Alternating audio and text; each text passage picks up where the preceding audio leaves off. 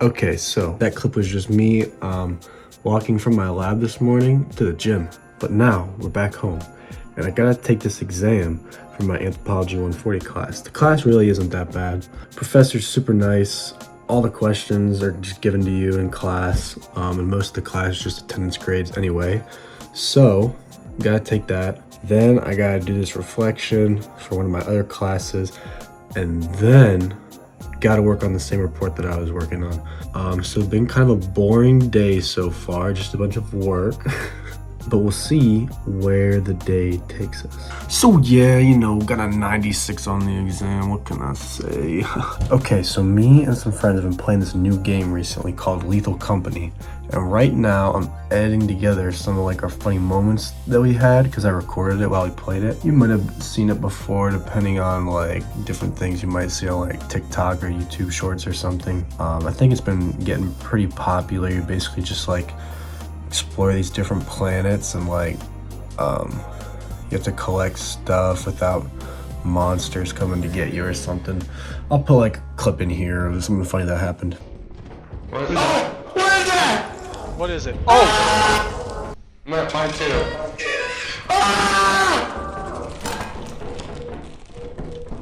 What was that? What was that? It's on his head. It's on his head. Get out! We gotta get out! Go, go, go! Wait, this way, this way, this Jump way. off the edge! Jump off the edge, bro! Jump off me! Save us, bro! Jump off! It's a lot of fun. If you're into things like that, maybe you should check it out. It's actually really cheap. I think it's only $10. Okay, so we're in college. So what's the cheap thing you make? Chicken and rice. But instead, split us up with some chicken and pasta. And then this was our wine thing for the day, Chenin Blanc. It was pretty good. And now here we are walking home from the gym again. Okay, so now we're doing the belts on this because I noticed whenever I would drive this car at like slow speeds, unless like the engine was revved up, it was easier to turn, but at low speed you had to really like fight with the wheel to get this car to turn. So I figured it was time to change the power steering belt, which is this one right here. And then, you know, once I replaced the alternator like 6 months ago, I thought maybe it was a good time to replace that belt too. But whenever I took these belts off, so normally they got like 4 different or 5 different teeth on it, but the belts that I had on this hadn't been changed in so long that literally there was only 3/4 of this belt left, and this was only like half of the belt was still here. So figured it was time to replace them, but these ones look a lot nicer. So it's super easy to change this. You have to loosen this nut that's down right here, and once you do that, it allows you to be able to loosen this, which pulls that pulley upward so you can take this belt off. But first you gotta take this one off since it's in the front, as you can see down there. So this one, you want to go ahead, loosen this so that way the alternator can move just like this one down there. And once you start cranking this bolt, it'll push the alternator up or down. So whenever you loosen this, it'll push it down. And in my case, I had to pull this bolt the whole way out to be able to fit this on, but I found that it was easier to start with the belt wrapped around this one and the middle one at the bottom. And then it was as simple as just putting it on top of this and holding up the alternator while you just push this bolt back in. And the power steering one really wasn't bad at all either, especially because they let you loosen this bottom one so much. It's easy just to put the belt over top of this one and this one. Just set it on top of this. I did have to watch it as I tightened it because it kind of like got off the track because of how loose it was, but that one was really easy to do. Shouldn't have any problems with that. I can put down the parts and also show you guys. So this one was a Continental and this one was a Duralast. Let's see if we can get that. I can try and find the part numbers that I got and put them down in the description, just in case anybody else has to do this for a 2002 EJ20 WRX. But really simple install. All you gotta do is pop this cover out of the way. It makes it so easy to get in here and do this. And then tightening them, I mean, I haven't had any problems with driving on it like this, but this is about, I think whenever I looked in the manual, you're supposed to test it at this point right here. You should have about this much play. And then you're supposed to test this one at this point right here. And you should have about this much play. I'm not really applying much force, I would say. It's like if you're going to like poke somebody in the arm, it's probably about that much force.